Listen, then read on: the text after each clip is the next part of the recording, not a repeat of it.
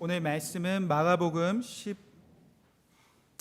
17절에서 21절 그리고 27절에서 31절까지 이 두 본문을 함께 읽도록 하겠습니다. 말씀에 집중하기 위해서 우리 한 절씩 교독하도록 하겠습니다. 제가 먼저 읽겠습니다. 저물매 그 12를 데리고 가서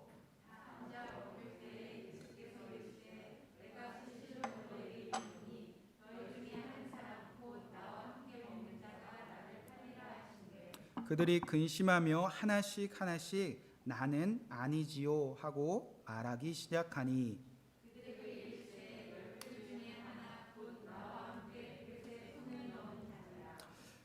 인자는 자기에 대하여 기록된 대로 가거니와 인자를 파는 그 사람에게는 화가 있으리로다. 그 사람은 차라리 나지 아니하였더라면 자기에게 죽을 뻔하였느니라 하시니라. 27절 말씀.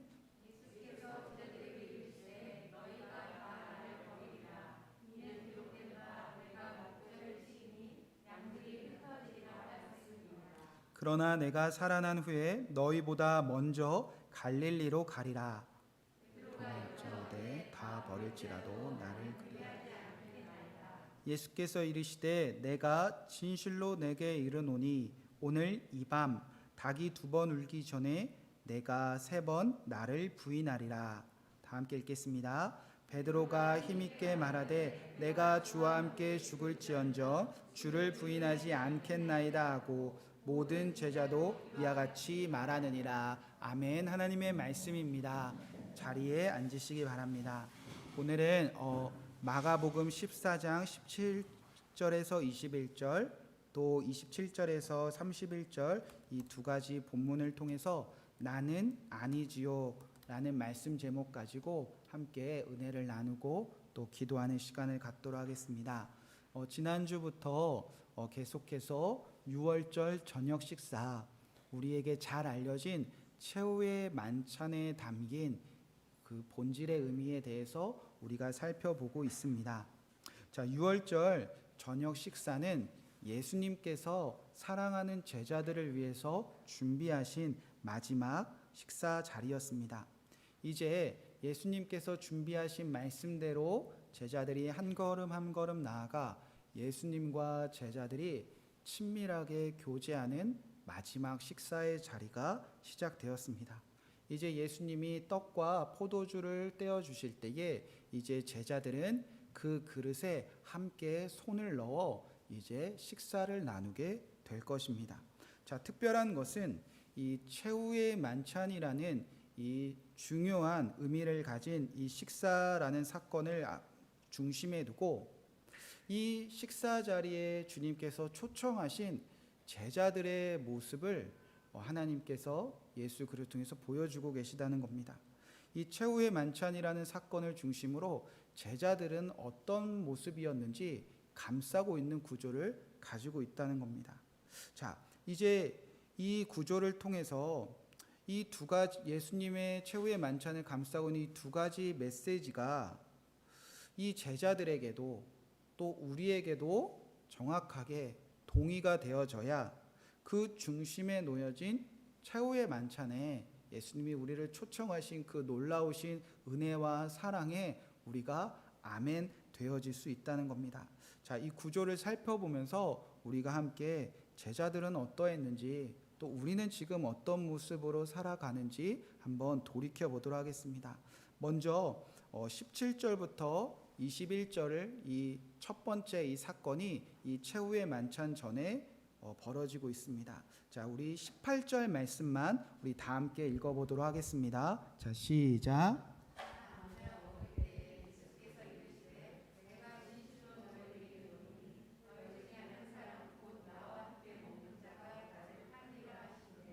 네, 이 최후의 만찬을 중심으로 첫 번째 예수님이 제자들에게 말씀하십니다. 예수님은 제자들에게 뭐라고 말씀하셨습니까?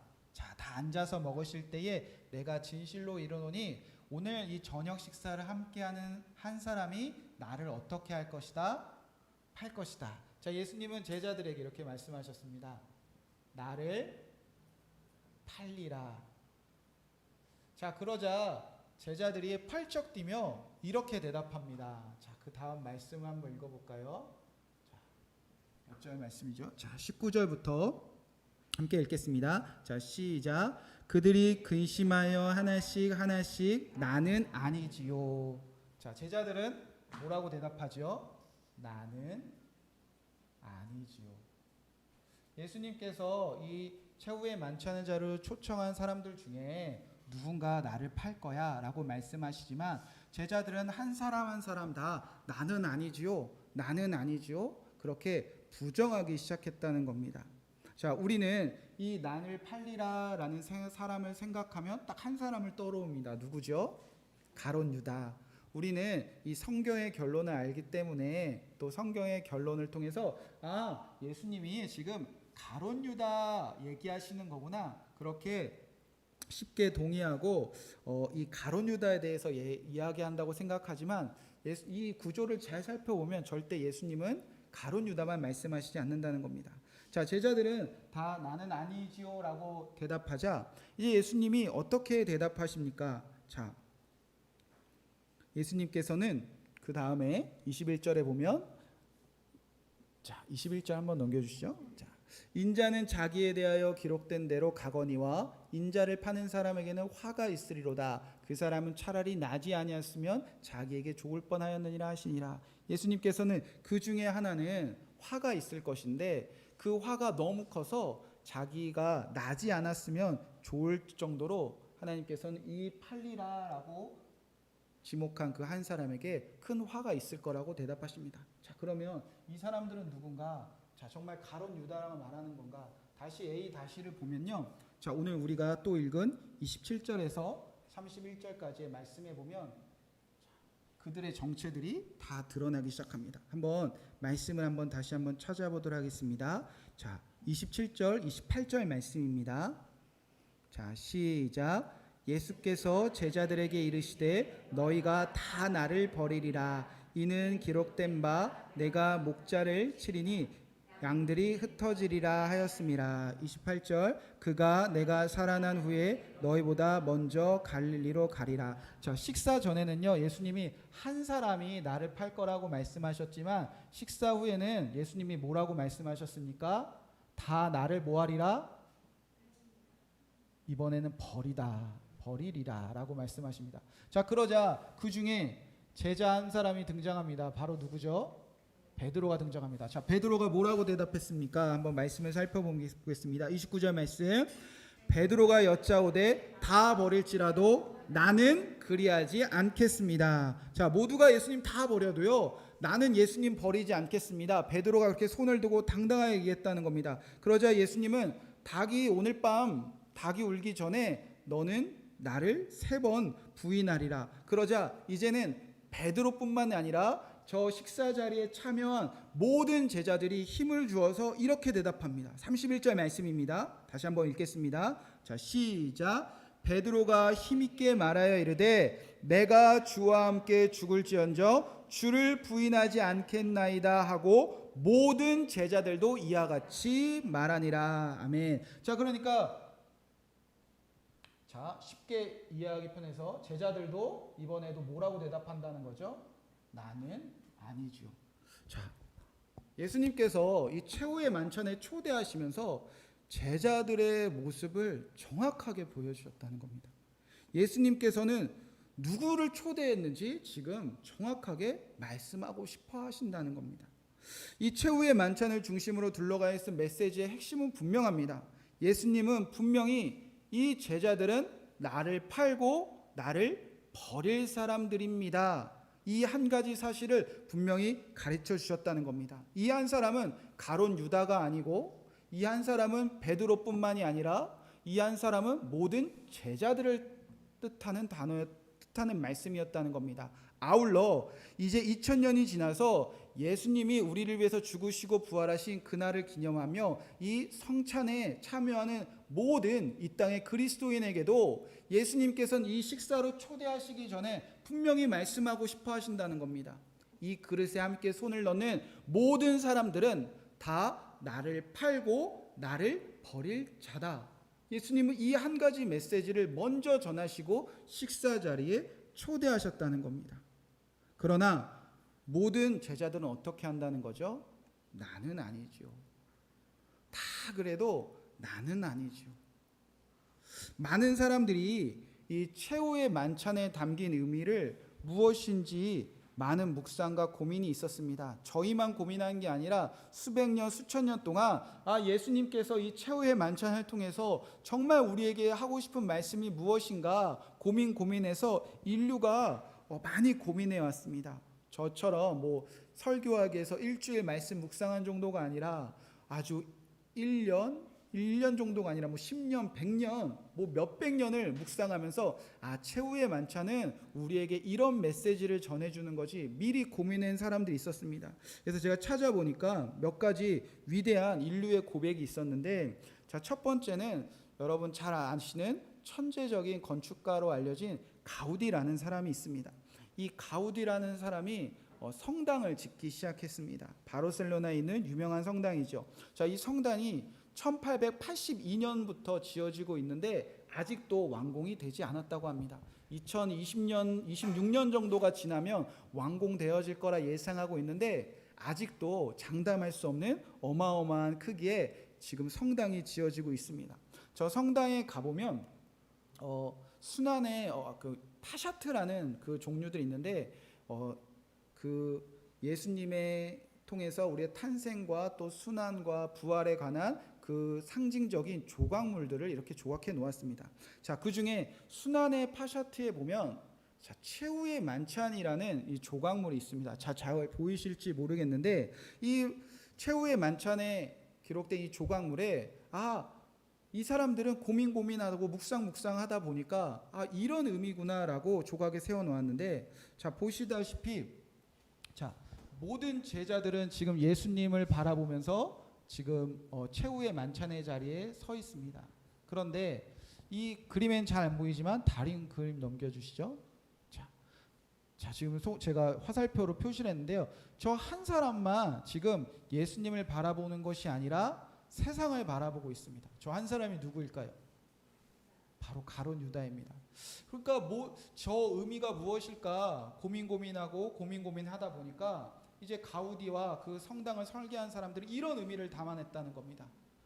모든 사람들은 예수님과 함께 최후의 만찬을 동참하고 있는데 가룟 유다는 세상을 바라보면서 저 가룟 유다에게 손가락질하는 사람을 다 바라보는 모습으로 지금 조각물이 만들어져 있다는 겁니다. 우리는 가룟 유다가 예수님 팔았지, 가룟 유다가 돈 몇 푼에 예수님 팔았지. 그런데 오히려 가룟 유다는 자기에게 손가락질하는 모든 세상의 관객들을 향하여 쳐다보는 그 메시지를 지금 전하고 싶어 한다고 세상 사람 그 가우디와 많은 사람 묵상해서 저 작품을 만들어냈다는 겁니다. 또 한 가지 또 유명한 작품이 있는데 최후의 만찬을 하면 떠오르는 작품이 뭐가 있죠? 최후의 만찬이죠. 이 그림에 보면 이 전에 그려진 모든 최후의 만찬의 그림에 보면은 가룟 유다의 모습만 부각했었던 그림들이 줄을 이뤘습니다. 예수님 판 사람 가룟 유다, 그 끔찍한 가룟 유다처럼 되지 말자. 그 한 사람쯤을 손가락질하면서 나는 아니지요만 생각했던 사람들이 이제 레오나르도 다빈치의 저 최후의 만찬을 통해서 생각이 완전히 바뀌게 되었습니다. 여러분 가룟 유다가 어디 있는지 찾으실 수 있겠습니까? 자세히 보면 찾을 수 있는데 이 사람이 가룟 유다래요. 보면 한 손에는 돈주머니를 들고 있고 예수님이 나를 팔 거다라고 얘기하니까 깜짝 놀라서 이제 여기 보면 잔이 쓰러지는 모습이 보이고 베드로는 칼 들고 있고 이 손가락은 도마예요. 의심많은 도마. 그런데 자세히 보면 누가 가룟 유다인지를 드러내는 것이 아니라 이 레오나르도 다빈치가 이 작품을 만들기 위해서 10년 동안 생각을 했대요. 그리고 그림을 그려내는 데만 3년이 걸렸는데 무엇을 표현하고 싶었냐? 예수님이 나를 팔 거다 했을 때 세 명씩 무리지어서 다 나는 아니지요. 그거를 얘기하고 싶었다는 겁니다. 여러분, 이 최후의 만찬에 담긴 중요한 의미 중에 하나가 우리는 다 나는 아니지요 라고 얘기하고 싶어 한다는 겁니다. 여러분, 그래서 이 최후의 만찬에 우리가 정말 잊지 말아야 될, 우리가 담아내야 될 한 가지 중요한 메시지가 있다면 우리는 오늘도 여전히 교회에서나 가정에서나 학교에서나 나는 다르다는 것을 증명하기 위해서 부단히 애를 쓰고 있다는 겁니다. TV를 볼 때도 나는 아니지요.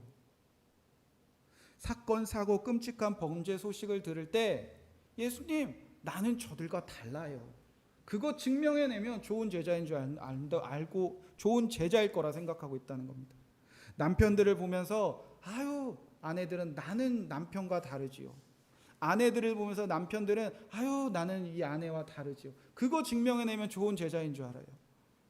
부모님들을 보면서 나는 다른 삶을 살 거야. 자녀들을 보면서 아유, 쟤네들은 왜 그래, 우리 때는 이랬는데, 그러면 좋은 제자인 줄 안다는 겁니다. 교회에서도 목사님을 보면서, 성도들끼리 보면서 아, 저 사람과 나는 조금 다르니까, 나는 조금 더 특별하니까 나는 다를 거야. 속회에서도 저 사람과 나는 다를 거야. 주변에 잘못한 사람들이 있으면 저 사람과 나는 다를 거야. 끊임없이 나는 아니라는 것을 드러내고 나는 다르다는 것을 증명해내면 우리가 무언가 좋은 제자, 무언가 좋은 믿음을 가질 거라고 생각을 하지만, 예수님은 그런 우리에게 분명히 먼저 말씀하셨다는 겁니다. 우리는 다르지 않다는 겁니다. 오늘도 저와 여러분이 무언가 원하는 것에 예수님을 팔아버릴 저 제자들과 똑같고, 오늘도 우리는 상황과 조건만 주어지며 무언가 예수님과 바꾸어서 다 버리는 이 제자들과 전혀 다르지 않다. 그 모든 사람들은 다 똑같다라는 것을 주님께서 먼저 말씀하셨다는 겁니다. 우리가 사랑하는 그 예수 그리스도, 하나님의 아들이신 그 전능하신 예수 그리스도를 정말 팔아버리고 정말 버려서 십자가에 못 박혀 죽게 한 그 우리가 한 사람 한 사람이라면, 여러분, 하나님의 아들을 죽인 그 죄를 무엇으로 씻을 수 있겠습니까? 그래서 예수님은 이 중심에 최후의 만찬을 놓고 이 모든 사람들을 이곳으로 초대하고 계신다는 겁니다. 반전이 일어나는 거죠. 우리가 상상할 수 없는 놀라운 은혜를 입었다는 거죠. 예수님을 팔고 예수님을 버리고 나는 아니죠라고 손가락질하면서 어디선가 또다시 예수님을 파는 우리를 단 한 사람도 빠짐없이 예수님은 다 그 식사의 자리로 초대하셨다는 겁니다. 이 식사의 자리로 초대하신 그 예수님의 마음을 깨닫고, 그 예수님이 초대하셨을 때 내가 어떤 사람이었는 것을 정말 깨달을 때 그 은혜가 우리에게 정말 새롭게 살아난다는 겁니다. 제자들도 훗날에 예수님 죽고 나서야 깨달았습니다. 이때는 죽어도 아니라고 했던 저 제자들은 이제 나라는 존재가 정말 끔찍한 죄인인 것을 후에야 깨닫습니다. 예수님이 정말 죽으시고 부활하신 그 후에 내가 정말 예수님 팔아버린 똑같은 사람이었구나, 내가 예수님 버린 똑같은 사람이었구나, 그 한 가지 사실을 깨달았을 때 이제 제자들도 그 최후의 만찬의 의미를 정말 깨달았습니다. 나는 정말 화를 입을 자였구나. 나 같은 사람은 정말 큰 화를 입는 사람이어서 태어나지 않는 게 좋았던 사람이었구나. 그런데 이런 나를 다시 살리기 위해서 나에게 화도 입지 않게 하시고 내가 태어난 것을 정말 기뻐하며 감사할 수 있도록 예수님이 자기 몸을 떼어서 이것이 내 몸이다, 예수님이 자기 피를 이어서 이것이 너희를 위하여 흘리는 새 언약의 피다, 그 자리로 초대하신 그 은혜에 제자들이 감격했을 때에 그들이 진짜 제자가 된 것이지, 제자들이 이 세상 사람들과 내가 무언가 다르다는 것을 증명했을 때 그들은 제자들이 되지 못했다는 사실입니다. 나는 똑같은 죄인입니다. 예수님을 팔고 예수님을 버려서 그의 몸을 뜯게 하고 그가 피를 흘리게 했던 나는 똑같은 죄인입니다. 그것을 인정할 때에 그들이 죄자의 삶이 시작되었다는 겁니다. 저의 인생에서도 큰 전환점 중에 한 가지 사건이 있었는데 바로 복음학교에 다녀왔을 때의 일입니다. 예수님을 믿는 아내와 제가 만나 가정을 이뤘습니다. 행복할 줄만 알았습니다. 여러분도 결혼해서 행복할 줄만 알고 지금 행복하기만 하시죠? 자, 그럼 아니신가요? 저만 불행을 겪었네요. 자, 돌아보니까 왜 그랬냐 생각해 보니까 예수님을 믿는 진짜 목적이 무언가 어긋나 있었습니다. 예수님은 분명히 저와 아내를 죄에서 구원하기로 오셨는데 그건 하나로 충분하지 않으니까 금방 가정에 위기가 찾아왔습니다. 뭐 재정적인 위기도 찾아왔고 아이는 둘이나 낳아서 육아적인 스트레스가 있었고 불안한 미래 때문에 가정은 정말 깨어질 위기에 있었습니다. 그때 복음학교라는 곳을 추천받아서 가게 되었습니다. 사람들은 가면 새벽 5시부터 막 10시까지 의자에 앉아서 말씀만 들어, 뭐 밥도 시원찮아, 잠도 못 자, 막 씻지도 못해, 일주일 동안 아주 죽거나 이렇게 저에게 뭐 불편한 것을 계속 얘기해 주셨지만 저는 그때 정말 심정은 일주일 동안 이 집만 떠나 있으면 거기가 천국이지, 이런 마음으로 이제 복음학교에 가게 되었습니다. 복음학교에 가니까 불편한 거 투성이었어요. 목회자 복음학교였는데 목사님, 사모님, 전도사님만 도우미를 합치니까 뭐 1000여 명이 이렇게 강당에 모여서 말씀을 듣는데 뭐 씻을 수도 없죠. 밥 먹는데도 막 암송을 해야 밥을 주죠. 잠도 잘 안 재우죠. 막 끔찍한 일들이 막 벌어지고 있었습니다. 그런데 복음학교가 저에게 새로운 전환점이 되었던 이유는 정말 그곳에서 복음만 들었기 때문입니다. 그곳은 딱 있는 그대로 복음만 전했습니다.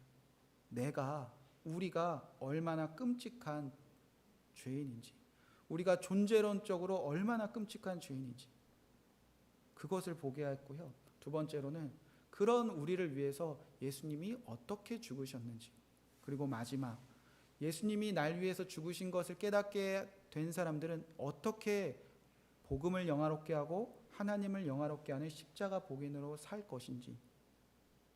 자, 그 중에서도 가장 강력한 순간은 모든 한 사람도 빠짐없이 다 회중들 앞에서 자신의 죄를 낱낱이 다 고백하는 순간이었습니다.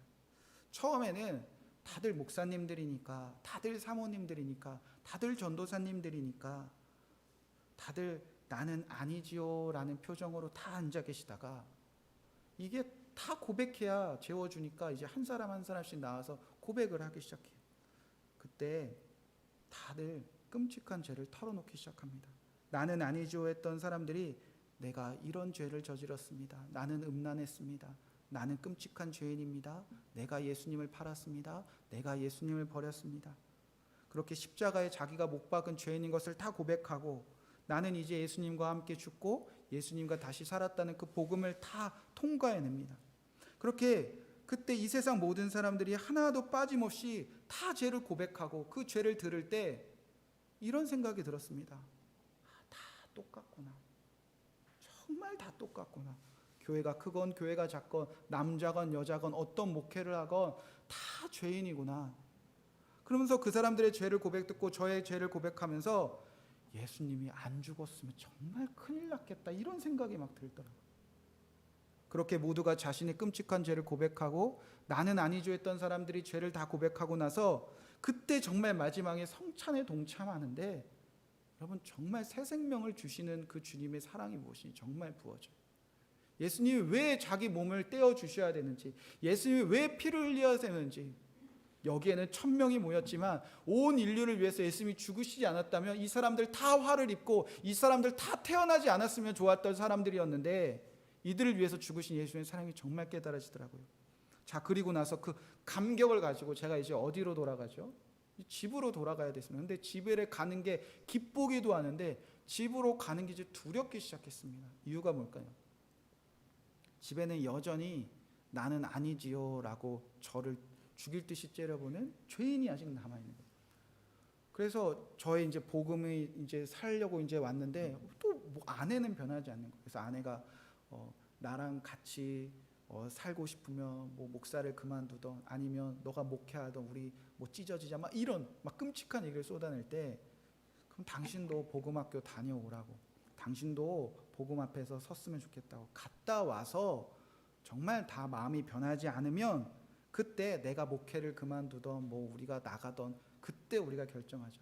아내가 두고 봐라, 일주일에 내가 어떻게 하나. 그리고 아내가 이제 복음학교에 가게 되었습니다. 정말 일주일 동안 정말 간절하게 기도했어요. 정말 주님 살려달라고. 그리고 나서 천보산 기도원 앞에 토요일 날 가서 이제 아내를 픽업하기 위해서 기다리고 있었습니다. 복음학교 다녀오신 분 계신가요? 그럼 복음학교 다녀온 사람들끼리 하는 사인들이 있습니다. 이렇게 우리가 있었던 비밀을 다 지키지만 주님이 하셨습니다라고 이렇게 우리는 복음의 증인입니다. 그래서 누군가 이렇게 하면 저기서 이렇게 하면 우리 복음학교 갔다 온 죄인들이지, 이런 사인들이 있어요. 그래서 제가 이제 아내를 이제 조마조마해서 기다리고 있었습니다. 기도하고 기다리는데 아내가 저기서 걸어오는데 아내가 저한테 뛰어오면서 이러고 뛰어오는데 저도 이렇게 맞아주면서 서로 진짜 눈물이 핑 돌았어요. 이거면 통하는 게 나는 아니죠 했던 아내가 죄를 고백하고 죄에서 구원받은 사람이 되었구나. 그래서 아내를 이렇게 하면서 딱 안아주려고 하는데 아내가 제 귀 속에 아주 끔찍한 말을 쏟아내더라고요. 뭐냐고 했냐면, 여보 나 임신했어. 나 셋째 가졌어 얘기하는데 갑자기 복음이고 뭐고 다 필요 없어요. 갑자기 막 분노가, 나는 왜 그랬을까, 저 여자는 왜 그랬을까, 우리 둘도 못 키워서 이렇게 힘든데 셋째를 가졌다니까 순간 짜증이 확 올라오면서 무언가 막 험한 말을 막 쏟아내고 싶은데 아내가 저의 귀 속에 한 가지 말을 더 해줬어요. 태명이 여보 복음이야 라고 얘기해 주더라고요. 그때 정말 눈물이 나더라고요. 여러분, 복음은, 제자는 우리가 죄인인 것을 인정해서 새 생명 얻는 것이 복음 아닙니까? 여러분, 제자들은 다 아니래요. 이게 어떤 의미죠? 나는 저 최후의 만찬에서 예수님의 몸과 예수님의 피로 살아날 죄인인 것을 부정하는 사람들이라는 겁니다. 그런데 예수님은 그 사람들을 다 초청해서 너가 죄인이고 널 위해 내가 죽었다, 이것에 동의가 되어야 십자가의 의미를 깨닫고 새 생명을 얻고 이제 제자로 나아간다는 것입니다. 여러분, 그것이 복음의 능력 아니겠습니까? 첫 담임지 목회였던 그 원학교회는 다 할머니 할아버지. 그런데 이 할머니 할아버지들은 맨날 하는 고백이 있습니다. 이들은 내가 뭐 했다, 뭐 해왔다, 내가 어떻게 신앙생활 했다, 이런 고백들은 별로 없고요. 밥 먹을 때면요, 목사님 왜요? 제가 젊어서부터 지금까지 죄를 너무 많이 졌어요. 여러분, 시골에서 평생 농사 짓는 분들이 뭔 그런 죄가 많이 있겠습니까? 시골에서 아무도 찾아오지 않는 교회, 다 쓰러져가는 교회, 비가 오나 눈이 오나 바람 불면 쓰러져가고 비 오면 비가 새고 쥐가 뜰크는 교회, 목회자들은 다 나살겠다고 다 떠나는 그 교회를 평생 지켜오면서 이제 평생 죽을 날을 기다리는 그 나이 드신 성도님들이 뭐가 죄가 많다고 나는 죄인입니다 그 고백만 할까요? 임종 전에 떨리는 목소리로도 목사님 저는 지은 죄가 많아요. 여러분, 그분들이 정말 죄가 많아서 그렇겠습니까? 정말 이 죄에서 구원받고 싶은 그 몸부림이 정말 하나님께 가까이 갈수록 그것이 분명하게 할머니 할아버지에는 실제가 되어지기 때문입니다. 여러분, 교회에서 대표기도 할 때 장로님들이, 권사님들이 지난주에도 죄를 지었습니다, 용서해 주세요. 지난주에도 죄를 지었습니다, 회개해야 합니다, 용서해 주세요. 언젠가 그 소리가 듣기 싫었을 때도 있었습니다. 정말 죄를 못 이기는 건가. 그런데 교회를 담임하고 짧은 시간이지만 이제는 그 소리가 그리워지기 시작합니다. 저에게도 그렇고요, 이 교회 안에도 그렇고요. 교회 안에 의인들은 정말 많은데 교회 안에 나는 아니지요 하는 사람들은 너무나 많은데 저는 오늘도 죄인입니다. 오늘도 또 죄를 지었습니다. 그래서 날마다 십자가 앞에서 죽어야 합니다. 그 소리가 이제는 그리워지기 시작합니다. 우리는 언제까지 나는 다르다라고 소리만 칠 것입니까? 여러분, 예수님 제자들 부르실 때 제자들은 어떤 사람이었죠? 누가복음 5장 8절에 보면 시골 베드로가 예수님 처음 만났을 때 어떤 고백했습니까? 베드로가 이를 보고 예수의 무릎 아래서 엎드려 이르되 주여 나를 떠나소서 나는 죄인이로소이다. 도무지 죄인이라고 예수님과 함께 할 수도 없습니다. 예수님 따라갈 수도 없습니다. 그 외치던 베드로는 어디 갔습니까?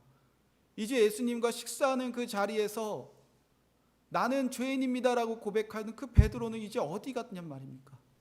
여러분, 예수님 제자들 부를 때 예수님의 목적은 분명했습니다. 말씀 띄워주시죠. 그 다음 말씀에 마가복음 2장 17절, 절대는 예수님이 제자들을 부를 때였습니다. 그리고 제자들과 함께 죄인들과 식사할 때였습니다. 그때 모든 사람들은 손가락질했습니다. 예수님과 제자들은 이상해, 다 죄인들과 놀아. 그때 예수님 분명히 말씀하셨습니다. 나는 누구를 부르러 왔다고 말씀하셨습니까? 죄인을 부르러 왔다는 겁니다. 이것은 모든 사람의 정체성이고요, 죄인들의 정체성일 뿐만 아니라 이 제자들의 정체성이었습니다. 나는 죄인입니다. 그거 잊지 않는 거. 그런데 다 그 죄인들이 어느새 예수님의 은혜와 기적과 예수님과 하루하루 친밀함을 누리다 보니까 어느새 나는 아닙니다. 나는 아닙니다. 나는 아닙니다. 여러분, 우리가 예수님 믿고 따르는 제자가 왜 되어야 합니까? 여러분의 남편이 왜 예수님 믿어야 합니까? 여러분의 아내가 왜 예수님 믿어야 합니까? 여러분의 사랑하는 자녀들이 왜 예수님 믿고 왜 예수님의 제자가 되어야 합니까?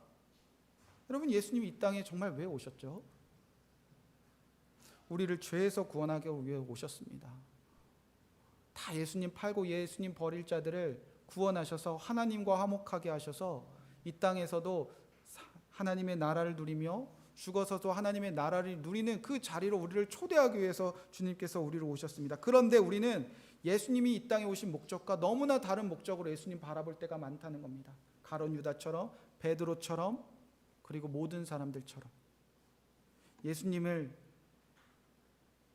돈에, 예수님을 높은 자리에, 예수님을 자녀를 위해, 예수님을 성공을 위해, 예수님을 내 만족만을 위해 저마다 육신의 정욕과 안목의 정욕과 이생의 자랑에 예수님을 팔아버리고 버릴 그 우리에 대해서 너무나 잘 알면서도 예수님은 내가 너를 위해서 죽을 것이다 라는 그 십자가의 저 최후의 만찬의 자리로 다 초대해 주셨다는 겁니다. 여러분, 그러면 참된 제자는 어디서 시작되는 것입니까? 참된 제자는 어느 자리에서 시작되는 겁니까? 바로 이 나는 아니지요 라는 이 자리에서 나 때문에 예수님이 죽으셨습니다 라는 자리로 나의 삶이 옮겨질 때 저와 여러분의 정말 진정한 제자의 삶이 시작되는 겁니다. 그 고백이 주님께서 듣기 원하는 고백이었습니다. 세상은 끊임없이 나는 다르다는 것을 증명해내야 성공할 수 있습니다. 저 사람과 나는 무언가 달라. 저 사람은 못하지만 나는 아니야. 그것을 끊임없이 경쟁해내면서 치열하게 나를 증명해내야지만, 내가 무언가 특별히 다르다는 것을 증명해내야지만 살아갈 수 있는 것이 세상이라면, 여러분, 교회는 전혀 다른 곳 아닙니까? 교회의 성도들이 살아가는 이 교회와 가정과 직장과 이 나라는 전혀 다른 것은 아닙니까? 전혀 달라야 되는 것 아닙니까? 예수님의 사람들은 우리는 똑같습니다 라는 것을 고백하는 사람들입니다. 우리는 죄인입니다. 나도 상황과 조건만 주어지면 죄를 저지를 수 있는, 나는 아니지요가 아니라 내가 맞습니다라는 고백을 터져나오는 사람들입니다. 나도 예수님의 피와 살로만 용서받을 수 있는 똑같은 죄인입니다. 그때 우리를 위해 십자가에서 죽으시고 먼저 부활하사 갈릴리에 가서 우리를 기다리시는 예수님을 다 우리가 만나게 되어지는 것입니다. 이번 한 주간 그리고 우리의 삶 속에 나는 아니지요 라는 고백보다는 예수님, 이제 나를 위해 죽으신, 나 때문에 죽으신 그 예수님 앞에서 저는 죄인입니다. 이 자리에서 이 중심으로 초대하신 그 자리로 옮겨지시는 저와 여러분이 되셔서 다음 주에 그 최후의 만찬에 그 놀라운 그 은혜가 저와 여러분에게 부어지는 주의를 기다리시는 저와 여러분 되시기를 주님의 이름으로 간절히 축복의 말씀을 드립니다. 우리를 죄에서 구원하시기 위해서 주님이 우리를 초대하셨습니다. 우리의 그러한 마음으로 죄에서 자유를 얻게 함을 함께 고백하며 하나님께 찬양과 영광과 또 헌금을 봉헌해 드리도록 하겠습니다.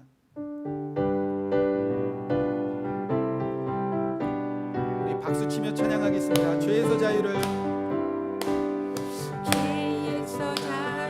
얻게 함을 보혈의 능력 주의 보혈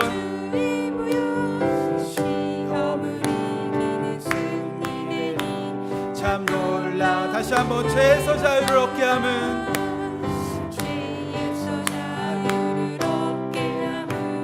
보혈의 능력 주의 보혈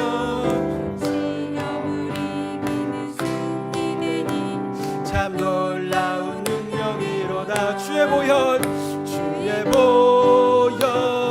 능력이 또다. 주의 피 믿으오 주의 보혈 그 어린 양이 매우 귀중한 피 주의 보혈 능력이 또다. 주의 보혈 능력이 또다. 주의 피 믿으오 주의 보혈 그 어린 양이 매우 귀중한 피로다. 하나님, 우리를 저 최후의 만찬 예수님의 십자가의 자리로 초대해 주신 것 감사드립니다. 하나님, 우리가 이 땅에서 나는 다르다는 것을 증명하기 위해서 애쓰며 마음 졸이지 않게 하여 주시옵소서. 나도 예수님을 팔 수밖에 없는 연약한 사람입니다. 나도 예수님을 버릴 수밖에 없는 육신의 연약함이 있습니다. 그러나 다 알면서도 나를 십자가의 자리로 초대하신 예수님의 사랑을 붙잡는 우리 귀한 모든 성도님들이 되게 하여 주시옵소서. 나는 다르지 않습니다. 우리는 다르지 않습니다. 우리는 다 똑같은 죄인입니다. 화를 입어 마땅하고 태어나지 않았으면 좋았으리라는 말을 들어야 될 우리는 마땅한 죄인이었습니다. 그러나 예수님이 죽으시고 부활하셔 우리를 살리셨으니 이제 그 나는 똑같음을 인정하는 저 식사의 자리로 우리가 돌아가게 하여 주시옵소서. 예수님 우리를 구원하셨음을 믿기에 그 은혜에 감사하여 하나님께 예물을 드린 손길들 주님 기억하여 주시옵소서. 이 예물이 아버지 예수님을 팔고 버린 자들에게 저 최후의 만찬으로 값없이 초대하는 그 전도와 선교와 또 교회를 세워나가는 일에 귀하게 사용되게 하여 주시옵소서. 오늘 마음에 아픈 자들이 있습니까? 마음이 괴로운 자들이 있습니까? 우리를 죽기까지 사랑하신 예수님의 사랑으로 위로하여 주시옵시고 이 세상에서 경쟁하며 다른 것을 증명하며 애쓰며 싸우며 지치는 그 사람들 똑같이 사랑하시고 똑같이 구원해 주신 그 은혜의 자리로 아버지 초청하여 주시옵소서. 이제는 우리 주 예수 그리스도의 십자가의 은혜와 그 아들을 아낌없이 보내신 하나님의 놀라우신 사랑하심과 성령의 교통하심이 이제 우리를 값없이 초청하신 버릴 자들도 팔 자도 모두 다 빠짐없이 초청하신 그 성령의 교통하심이 우리 모든 성도님들과 그의 가정 위에 지금부터 영원토록 함께 하시기를 간절히 축원하옵나이다. 아멘.